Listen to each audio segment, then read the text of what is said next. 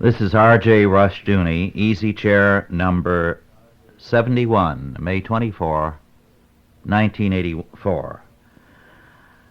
Last time I dealt with a book on the communist infiltration of Masonic lodges, Stephen Knight's book, The Brotherhood. I said at the time that it has not been published and is not available in the United States. However, I now learn from the Phoenix letter for May the 3rd, 1984, that this book will be published later this year by Stein & Day in the United States. The Phoenix report comments, Knight shows that the KGB used Freemasonry to infiltrate British intelligence. While it is not new that Sir Roger Hollis, head of MI5, was a Soviet agent, it is news that the Soviets used the old boy Masonic network to put Hollis in the top intelligence slot. Of more immediate concern and well covered by Knight is the influence of Masonry in the British police, which also have counterintelligence functions. The extent of corruption is awe-inspiring, enough to make an honest Mason leave the fraternity in disgust. One highly placed police officer who tried to warn top levels in the British government was set up, disgraced, and dismissed. We know from other sources that Knight has only tipped the edge of this story. Good solid reporting, but lacks backup documentation. End of quote. Well, now to go on to other matters, I'd like to deal with a book which is now very much out of print. It was written by Alec Glassford, published in London in 1965. The title, The Anti-Pope, Peter de Luna, 1342 to 1423. This is a very interesting account, but my concern with this book is less with the personalities than with some of the issues that are very, very relevant for our time.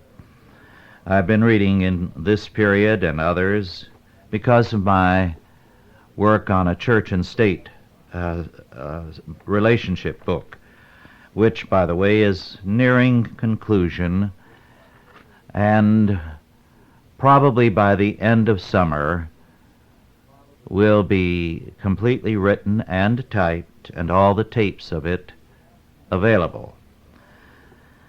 Now, to me, the interesting thing in this book is that it tells us some interesting things. The Avignon captivity of the church has been very much decried by some historians. The French kings, the most powerful of their day, brought the papacy under their jurisdiction and to a degree controlled it. Their next step afterwards was when the popes returned to Rome, Gallicanism, to virtually sever the relationship of the Catholic Church within France with the Vatican. However, that's another story. Now, it is a significant fact that during the Avignon stay, what the popes did, because they no longer had the freedom to veto the policy of kings, was to set to work methodically to control the clergy. And in the course of almost 70 years of residence at Avignon, the 7 French popes created an administration and a bureaucracy in the church which changed it radically. It is interesting that the other pope, who was the great administrator and greatly increased the bureaucracy of the church virtually to its modern dimensions, was Alexander, the Borgia Pope.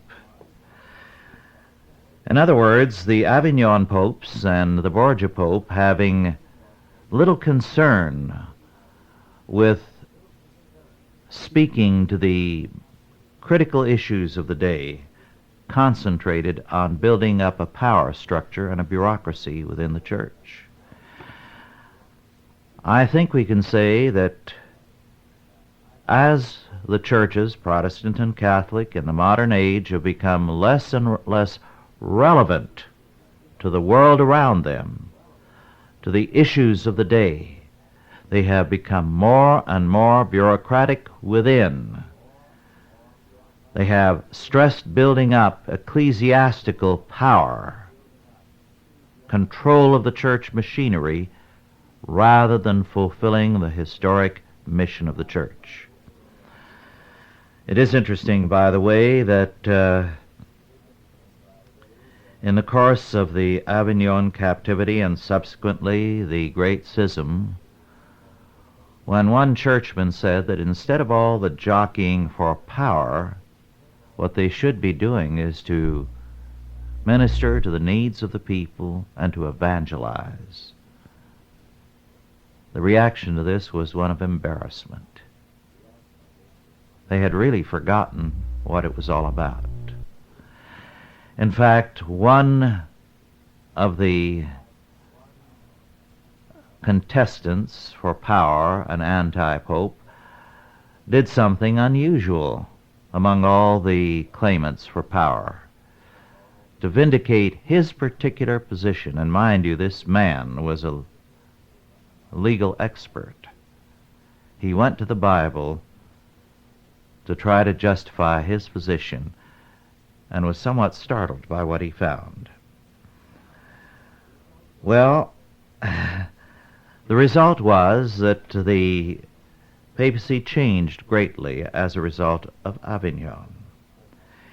It was followed then by the Great Schism. Now here again, I want to deal with a subject that is relevant to our time: misguided and impractical zeal. Prior to the time that there was an actual full-scale return to Rome, Urban V, a man of some piety, tried to take himself and the Curia to Rome. And the result was an incredible experience. It failed. Rome was an impossible place. The buildings were in ruins. The Lateran had been burnt down twice in the century. There were bread riots in the city and hired cutthroats on every side street. The Romans, who numbered about 20,000 people at that time, were a lawless and savage group. They very quickly drove the Pope to take refuge in Viterbo, and then he was besieged there, and it was only by being let down from the walls by a rope in the dark that the Pope escaped with his life. The Papal States were in virtual anarchy.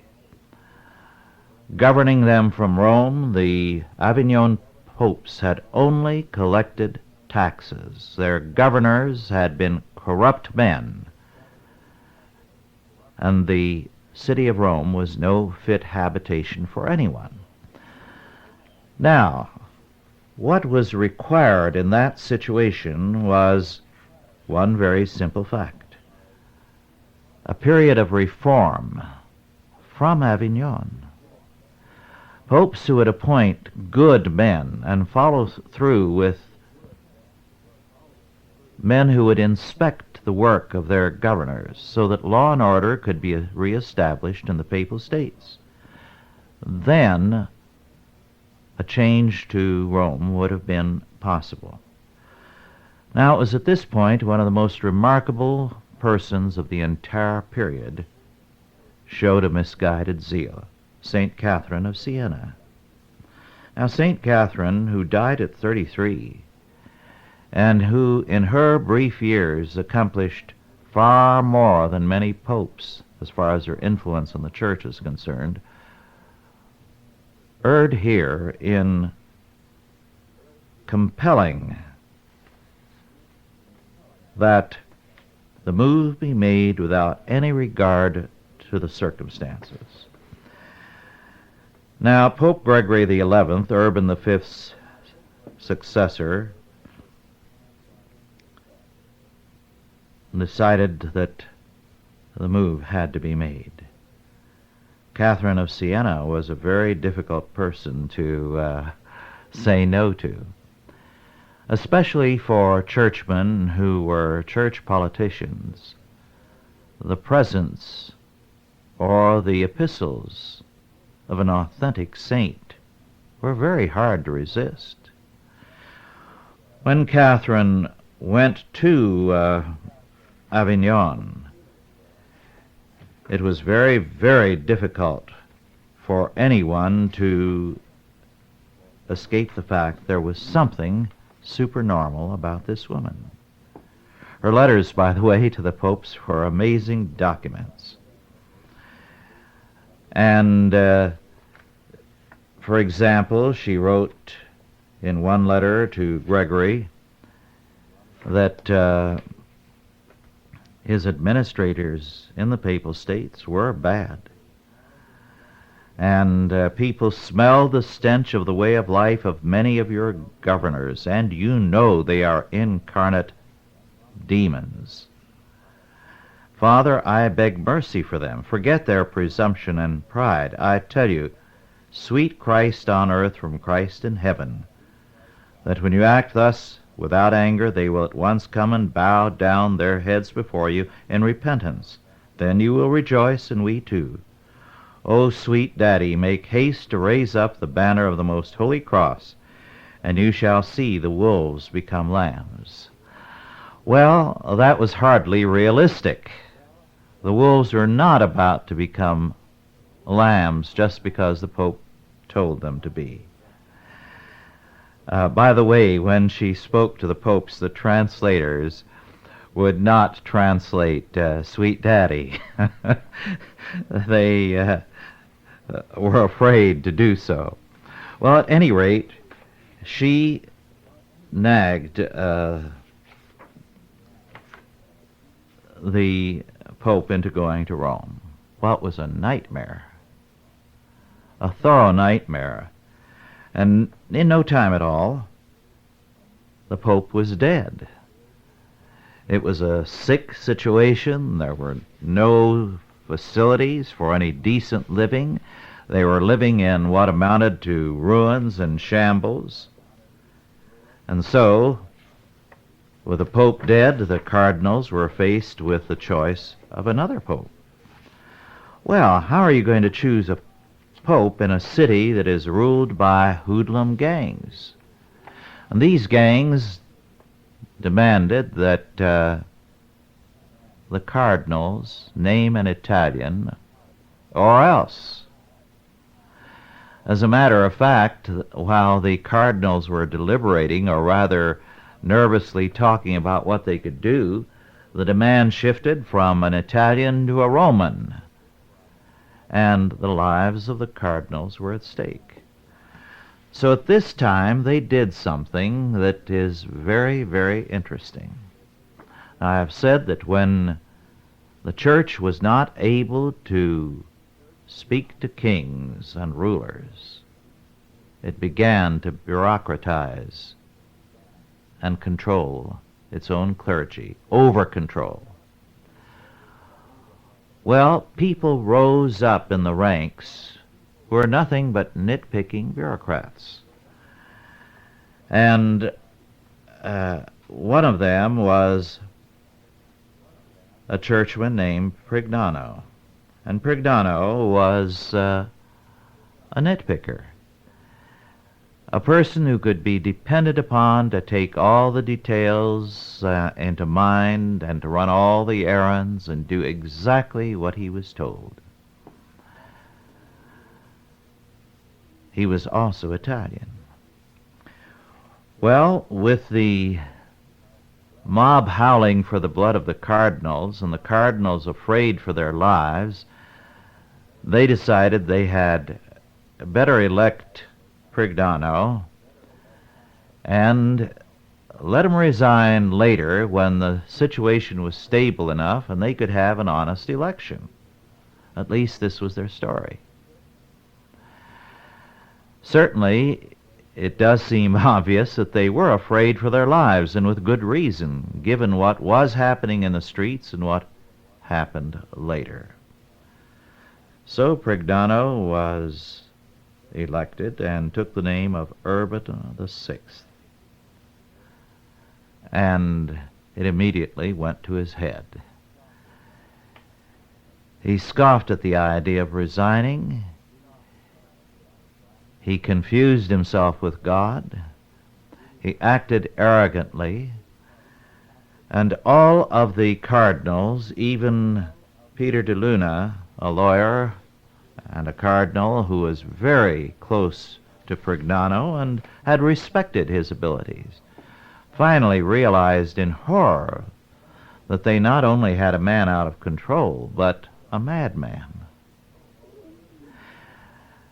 Moreover, this madman who ranted and raved at them for their ostensible corruption had a nephew whom he was promoting to all kinds of positions who was incredibly corrupt.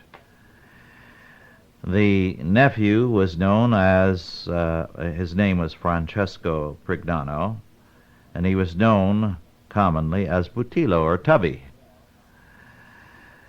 Well, Tubby set the whole of Rome in ferment by kidnapping a young nun of a noble family and holding her for some time in his lodgings and raping her systematically.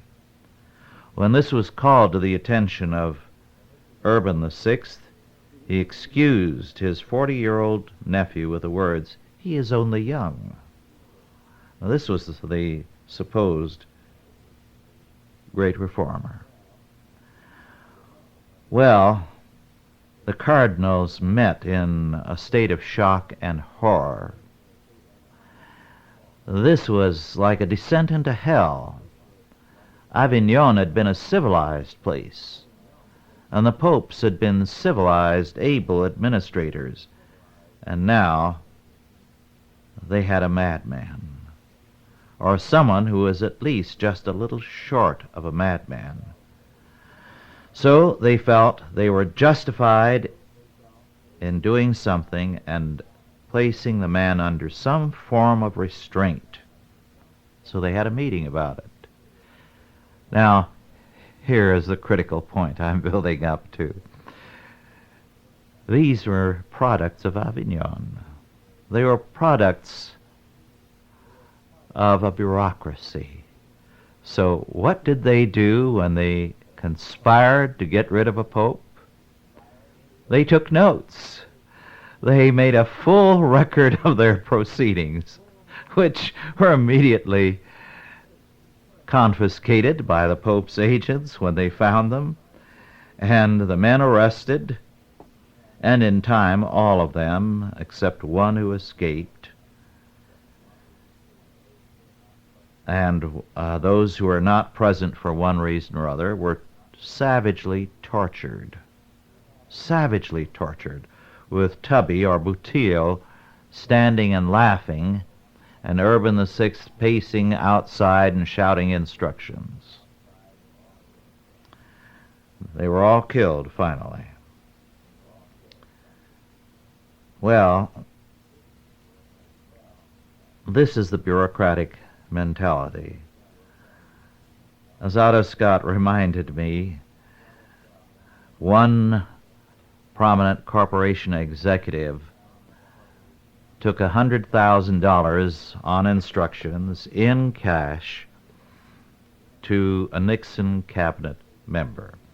This kind of shakedown of industry is a regular thing by whatever party is in power.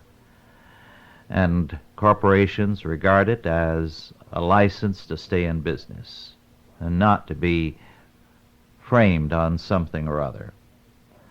So after taking the $100,000 in cash to the cabinet member, what did he do but promptly make a full record of the transaction and put it in the files, where federal agents in due time spotted it, and then they were in serious trouble.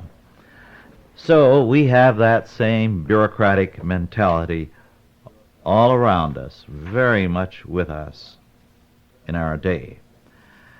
By the way, an interesting point in the book,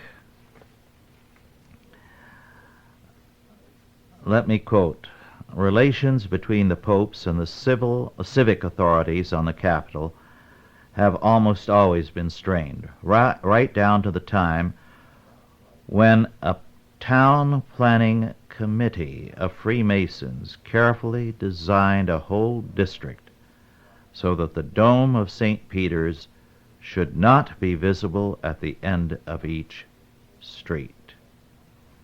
The medieval Romans were more forthright. If they tired of a pope, he was well advised to leave, unquote. It's a very interesting book.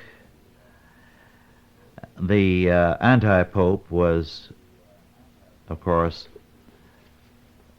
Peter de Luna, who probably was the best of the lot and the last of the anti-popes. The Council of Constance, of course, ended the schism, but at a costly price. The emperor now controlled the church again. Well, so much for that point, which I find the most interesting one. Now, another book which I read recently, a rather technical study and not of general interest, and I don't know whether it is in print now. D.P. Kirby is the editor, St. Wilfrid at Hexham, published by Oriel Press in 1974, so it's probably out of print. St. Wilfrid was one of the great abbots and then a bishop of England in the medieval era, or very early, because he is before the Venerable Bede. His dates are primarily in the latter half of the 600s. Now, his work was quite remarkable. He had a great deal to do with aligning the Church of England with Rome. He felt that the Celtic Church, whatever its greatness in other respects, was subject to severe limitations. Moreover, he felt that the Church of Rome was outgoing. Among the things that had become quite commonplace and even required was a very large involvement in charity. The church was virtually the sole dispenser of charity. In Italy, for example, it was required that a bishop give a quarter of his revenues to the poor. The monasteries in particular did a great deal of this. Now, Wilfrid was quite a remarkable man, as I indicated, and one of the things that made him so remarkable was that here was a man of a good family, by the way, who was one of the great reformers of his day. Whenever Wilfrid got into an argument with anyone, whether it was a bishop or a king, he had one remedy for the matter when he exhausted all his local efforts.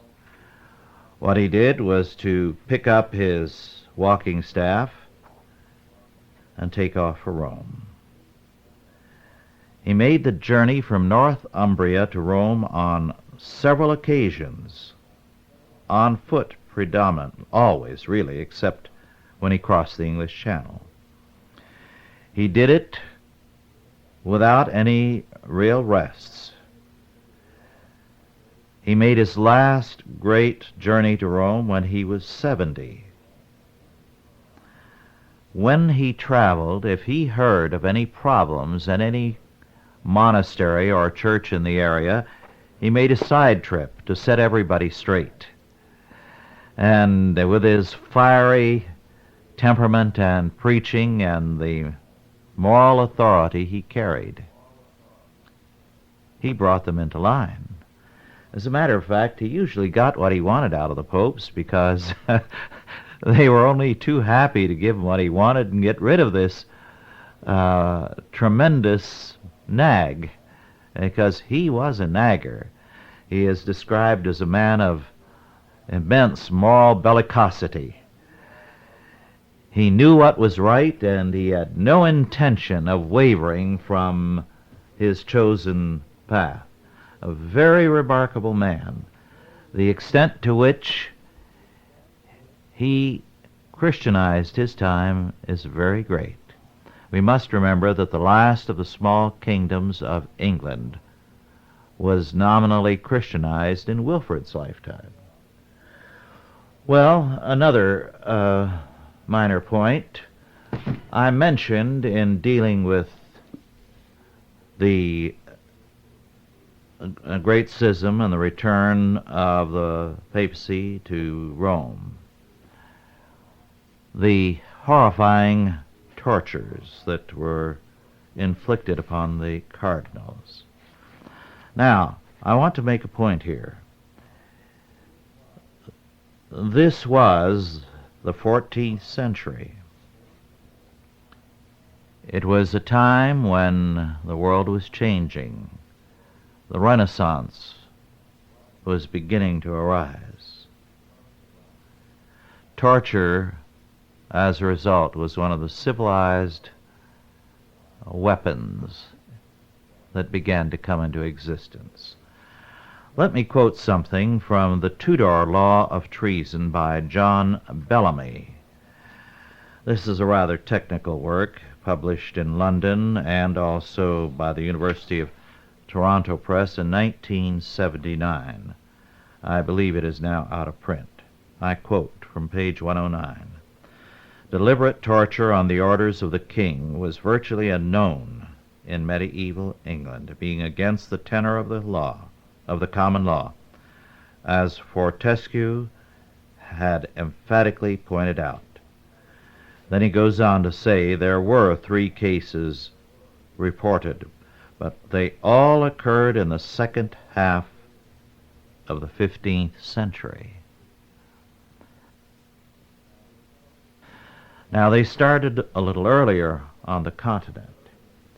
Some people make the mistake of assuming that torture was routine because people in that era were supposedly more backward and primitive than we are.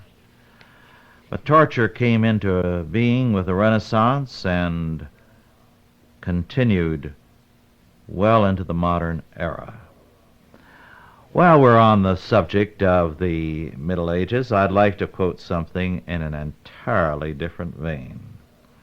This is from a book which was, I think, just published probably, 1981, but I believe it's still available. Food in Civilization, How History Has Been Affected by Human Taste, by Carson I.A. Ritchie, R-I-T-C-H-I-E, Beaufort Books, B-E-A-F-O-R-T, New York and Toronto.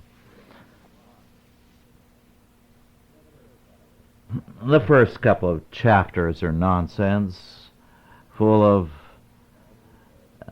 evolutionary thinking and all kinds of flat-out statements about what happened in prehistory and so on and on.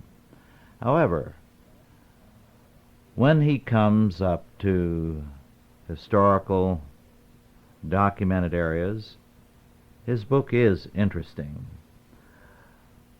There are one or two errors which indicate that he doesn't know much about farming. However, this is what appealed to me. In fact, really delighted me.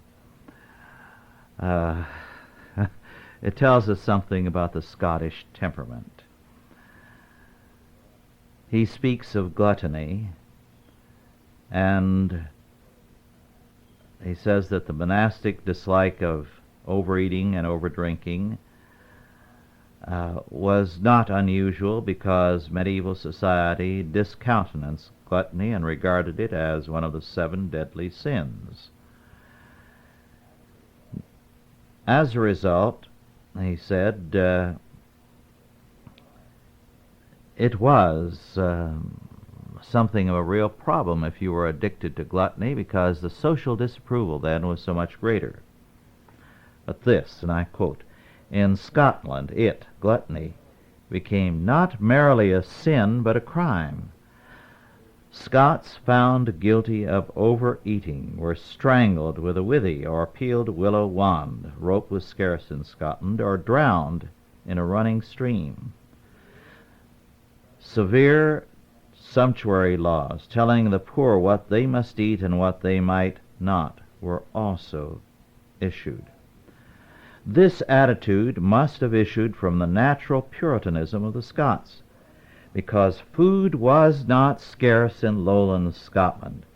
Immense herds of cattle were raised, and many of them were butchered on the spot for the sake of their tallow and hides, thus providing plenty of meat. Everyone ate oatmeal as porridge or bannocks and thrived on it. Scot raiders were formidable because of the mobility afforded to them by their staple food. They could strike across the English border carrying all the supplies they needed, a bag of oatmeal and an iron griddle, on the crupper of their swift Galloway nags. Fish also swarmed in Scotland's lakes and rivers. Apprentices, in their articles or contracts, stipulated that they should not be required to eat smoked salmon more than twice a week, unquote. Well, they certainly weren't doing badly if smoked salmon more than twice a week was unpleasant. We have ridiculous ideas about the Middle Ages and the supposed poverty of people then. Poverty is a modern invention to a great degree. Well, now a little item that I thought was very interesting in view of the fact that we have an election coming up, and we will have 2 parties issuing platforms which will be forgotten the day after election. In a book by Thomas A. Bailey, Presidential Saints and Sinners, published by Collier Macmillan in 1981 and probably out of print, we have this fact. I had forgotten this. At the time, of course, a great deal was made of it. Franklin Delano Roosevelt and the Democrats won in 1932, and the slogan of the party during that election was, "Throw the spenders out." And as a result, we gained one of the all-time record spenders, FDR and his Democrats. Well, now very briefly to an interesting book by Sam Cohen, the inventor of the neutron bomb. And the title is "The Truth About the Neutron Bomb," published in 1983 by William Morrow and Company. The book has some very, very important comments to make about national defense. What he says, and I'll quote, "We cannot defend Europe. I'll go one step further. America cannot solve the problems of defending Europe with nuclear weapons, including neutron bombs. Why? Because the Europeans are not truly concerned about defending themselves. They will not think seriously about nuclear weapons until America withdraws its troops and nuclear weapons from NATO, and we force them to consider how they should defend themselves. Furthermore, we are unable to use nuclear weapons in Asian wars to contain Soviet aggression. And keep in mind that it was in the context of Asian scenarios that the neutron bomb concept was first conceived. Neutron weapons would have made great sense 20 years ago when we would have first have been able to produce them. At that time, the Soviets did not constitute a truly serious nuclear threat. Since then, however, the Russians have built up a huge stockpile of tactical nuclear weapons of much better quality than ours, and they can use them against us with devastating effectiveness. This could result in our extinction. We've got to stop pretending that we can continue being knights in shining armor and protect everybody from the Russians. It is time for us to start worrying about our own defense for a change. We must ensure that we can survive the perils of the nuclear age. If we really want to, we can. But first, we must stop squandering our resources on securing everyone else's survival. We've been unbelievably derelict about preparing our own country against attack. We spend about 10 times as much money trying unsuccessfully to protect other countries around the world than we spend protecting ourselves. Currently, our strategic nuclear capabilities are weak and inadequate. This has seriously increased the possibility of nuclear assault on America, unquote. He also tells us some very grim facts about the stupidity of Congress and about NATO, which he says is, and I quote, is no longer a credible military pact. It is now an arrangement where if the war were to start, the United States would be committing physical suicide because we are completely vulnerable to nuclear attack. And the Europeans, if they could pull it off, and they'd sure want to try, would only have committed political suicide. They would have been occupied by communist armies, but they would have avoided physical suicide by not fighting. This is in effect what they are trying to accomplish, refusing to be put in a position where they can put up a credible fight. So what else is new? For centuries, European countries have been swallowed up by other European countries. To have been conquered and live to fight again another day is par for the course over there. But our country has never been in this position before. It is not in our national genes to play this game, and we certainly don't want to get ourselves killed politically and physically, which is going to happen the way we are going. Well, it is a very worthwhile book, very bluntly stated. Let me say one thing. When he developed the neutron bomb, he had trouble getting anyone to listen to his reasoning, his computations that had led to the discovery of the principle. And so he said he was at that time with Rand, which was working for the government. And nobody anywhere in any of the offices seemed remotely interested in hearing what he had to say, because it seemed odd, not according to the current thinking. So he said finally, and I quote, "I did finally find that a good-looking blonde down the hall had expressed interest in hearing my briefing. I took my charts down to her office, closed the door, not for lascivious reasons, but rather because I felt a little silly giving a briefing to one person, and gave her the full treatment. She seemed, or at least professed, to be interested. So some months later I married her. From that time on, her interest in my nefarious nuclear activities has been approximately zero, perhaps a little less, unquote. Well, now very briefly to another item.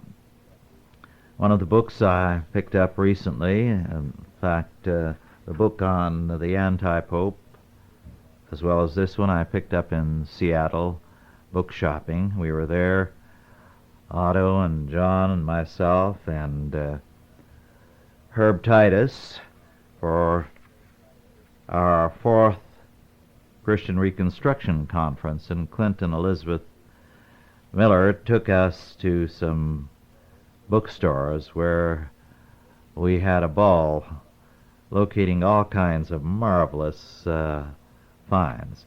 This one, which was first printed in 1912 and I believe reprinted in 1966 and is out of print, The New Madrid Earthquake by Myron L. Fuller. Rather technical study, but I find very interesting because the New Madrid earthquake is the greatest known earthquake on record. It took place from the Great Lakes to the Gulf.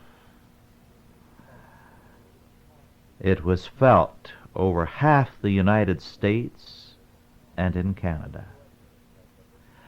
No record has ever equaled it for intensity. It took place in 1811, when there were very few people in the area. If it took place today, millions would die. The reason why this book was first written in 1912 and then reprinted in 66 is because its data is of moment to experts in the field. The experts believe that a repeat of this New Madrid earthquake is possible almost any time. There are, as most of you perhaps know better than I do, two types of faults. Shallow ones, which you have on the Pacific Rim, and the shallow faults go quite frequently. As a result, in California, you have earthquakes quite commonly, and so too in Japan and elsewhere. The deep faults trigger perhaps once in 100 or 300 to 400 years. This means Illinois and Missouri and all the surrounding states are highly vulnerable. The area around Memphis, perhaps most vulnerable of all. These deep faults do underlie a great deal of the eastern half of the United States, Europe, and other countries. The last major earthquake in Europe was the Lisbon earthquake in Portugal, 1750. Now to something else. One of the books I picked up on this trip was The Boys and Girls Reader by Emma Miller Bolenius, the sixth reader, published in 1919, and this particular one was used in Texas schools. Now, by this time, 1919, school books were largely, if not entirely, de-Christianized. There are readings here for every holiday, but nothing Christian. There is a story by Tolstoy, where love is, there is God also, for Christmas. For Easter, there is a poem about tulips, no reference to Christ, apart from incidental reference in the Tolstoy story. So the books were de-Christianized. However, the work ethic and the free market economy was still very much present. To give you an example of what we've lost just since 1919, I'm going to read one poem with the introduction to it. This is on page 133, The Thinker by Burton Braley. And the introduction, did it ever occur to you that somebody's thought is responsible for everything that is done or made? The clothespin and the towering building alike had to be planned by someone. There is a thinker, a dreamer, a planner. For every tool that has been made, for every appliance, every labor-saving device, for every project that demands manual work or labor with the hands to accomplish it. The thinker, then, means the inventor, the discoverer, or the man with brains who is superintendent or construction engineer, sets tasks for the man who works with his hands and gives the necessary directions to have the task done. Here is a poem in which big thoughts challenge you in every line. See if you can find them. Now the poem. Back of the beating hammer by which the steel is wrought, back of the workshop's clamor, the seeker may find the thought that is ever master of iron and steel, steam and steel, that rises above disaster and tramples it under heel. The drudge may fret and tinker or labor with lusty blows, but back of him stands the thinker, the clear-eyed man who knows. For into each plow or saber, each piece and part and whole, must go the brains of labor which gives the work a soul. Back of the motors humming, back of the bells that sing, back of the hammers drumming, back of the cranes that swing, there is the eye that scans them, watching through stress and strain.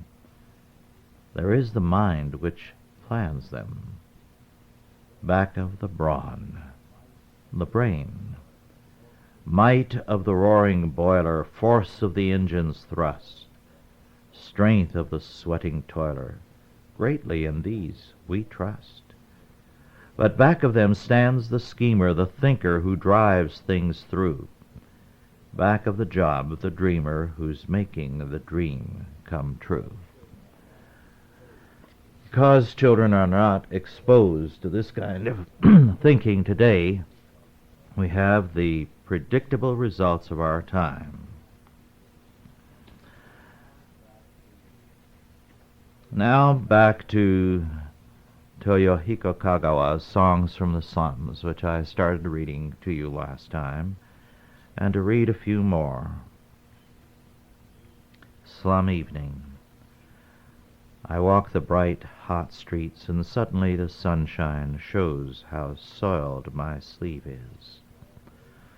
When the evening comes, tired, oh so tired, I wander home to an empty house. Lonely, cheerless, fireless, doorless, no one to greet me here. And so I drop down on the sill to watch the sunset. My sick neighbor there, the one whose head is stiff upon his neck, boils me some gruel and comes bringing it. I watch men thronging home, no work to do. They idle all day long, day after day. Slowly the sun goes down. Rice gruel and dried plums, the gruel thin and white, the plums blood red. I eat. Night falls. I throw myself down upon my bed.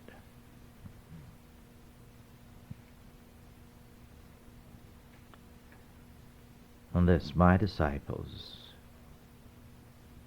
These are songs from the slums. 3 disciples have I, 3 or 4.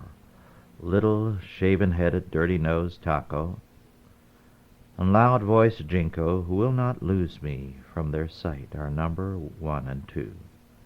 The beggar's chief is number 3. He did not know how to bow at the Christmas feast, and so he turned swift somersaults. The 4th is baby Dicobo. He cannot lisp his father's name, but all the day he calls Tente, Tente. So lovely. 12 years old and sold. For hours she cried outside my door because she had to go. The little girl who loves me most is Kyoko.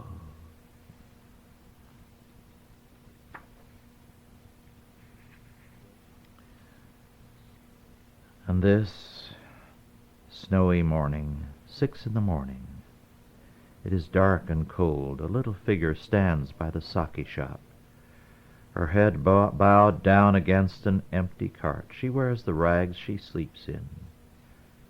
Her mother has pawned her clothes. And as she starts for the factory foodless, she has come so far and stopped.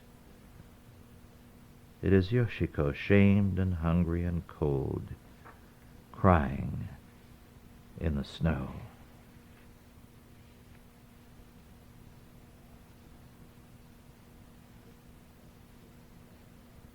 And this one, when tears are mingled. Dawn, coming in through the grayness, lights up the place where she lies. I am sodden with sleep, but I waken as my starveling's fretful cries. She is here on the floor beside me, wrapped in rags that stink. I change them. I hold her to feed her, and sobs as she struggles to drink. 3 days have I now been a woman with a mother's heart in my breast. Do I doze but an hour, then she whimpers, and I spring to soothe her to rest. Thin, little, dirty baby, wailing with pain all the while. But I taste the bliss that no life should miss when I look in her eyes and smile. Ah, she is ill, little Ishi. Life has abused her so, safe from the fiend who had meant to kill her. Fever has laid her low. Through the night I labored to save her. We two were all alone. Sharp in the fearful stillness, the neighbor's clock struck 1. Then walls went creaking, creaking, blackened timbers groan, and this house by murder haunted. The low-hung ceilings moaned. Boards in the floor beneath us, which have sucked blood warm and bright, held their breath and shrieked of death into the ghostly night. Why is the world so cruel? Seen with Ishi's eyes, the earth and all things in it is a mountain pile of ice. Then do you pity Ishi? I need your pity too. I must help. I must help. But I am helpless. Oh, to be taught what to do. Men are consoled by their women, but this scrap in my tired arm lies a shriveled doll from the junk heap, and the strong man who holds her cries. Why are you quiet, Ishi? Why are your eyes shut? Why? Wait, oh wait, little sick one, it is too soon to die. Think of my struggle to save you. Will you not stay with me? Listen, death. Death shall not take you. I have no burial fee. How now, through the days of this dreadful plight, do I wince at a bedbug's filthy bite. Cry again, little Ishi. Cry once more, once more. What will it take to make you wake? For I cannot let you go. I call, but you do not hear me. I clasp you. You do not move. It is not to pain I would bring you again. There is love in the world. There is love. Will she not cry? I shall make her. Here in my close embrace, I kiss her wan lips growing grayer. My drawn face touches her face. Fast are my frightened tears flowing, falling on Ishi's eyes. With her cold, still tears they are mingled. O God, at last, she cries. Well, our time is virtually up. And that's it for this time. I shall look forward to being with you again in 2 weeks. Until then, God bless you all.